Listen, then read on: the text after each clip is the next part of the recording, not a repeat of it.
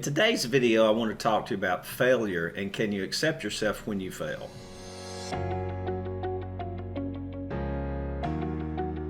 Theodore Roosevelt in 1910, in his speech, The Man in the Arena, said this: "It's not the critic who counts, it's not the man who points out how the strong man stumbles or where the doer of the deeds could have done them better.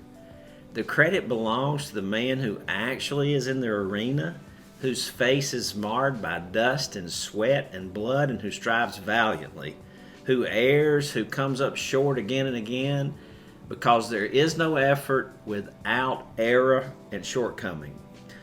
But who does actually strive to do the deeds? Who knows great enthusiasm, the great devotions? Who spends himself in a worthy cause?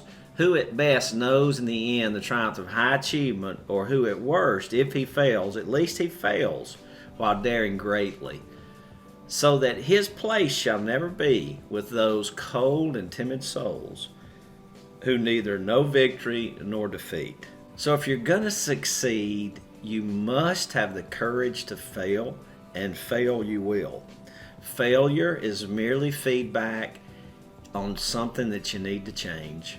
You did something and you did a behavior and you got something you didn't want. It's just feedback. So change, try another approach, learn another skill, get better, grow.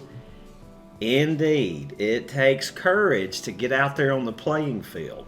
Get out there on the playing field. The naysayers don't have any courage, so you be encouraged today and take the risk of failing. Thank you. I hope this helps you, encourages you, supports you, and strengthens you. God bless.